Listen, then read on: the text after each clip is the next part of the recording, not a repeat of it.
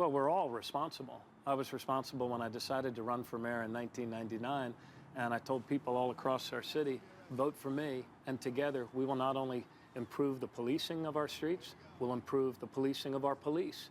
We'll expand drug treatment, and we'll save a lot of young lives by intervening earlier. And these were the things that we did every day and went on to achieve a record reduction in violent crime. In fact, we never used the term aggressive policing. We were very clear with police officers. We wanted them to be assertive when necessary, proactive, and restoring, to the good people in every neighborhood, their streets from open-air drug dealing. But we also worked every single day on policing our police. We encourage people, Jake, to call about excessive force and discourtesy. We, for the first time, gave our Civilian Review Board their own detectives to investigate these cases. And the people of Baltimore, on more than one occasion, actually, I was elected, I won every single district in the city after having this conversation. And you talk about someone heckling you. I don't think that there's a day when any mayor goes out and does his or her business in a major American city when that doesn't happen. Right. But when people had the opportunity to go to the polls, I won every single district of the city, was elected in the general election with 91% of the vote. 4 years later, the people of our city reelected me with 88% of the vote, and I would not have become governor if people across the city had not voted for me twice for governor.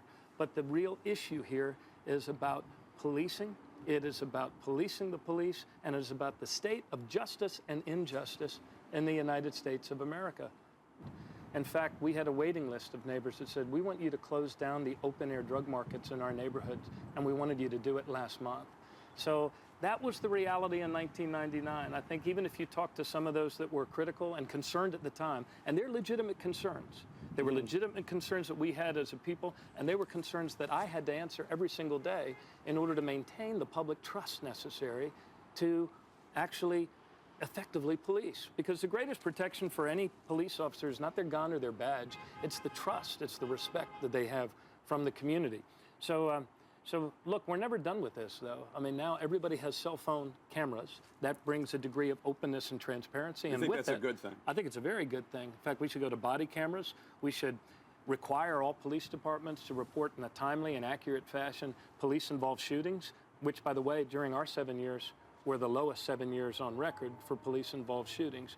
We should require the reporting of discourtesy, excessive force, body cameras, all of those things, because as the cell phone cameras had proliferated, that's raised the bar for what we expect of a public institution like law enforcement, especially with its intertwined history with race in the United States.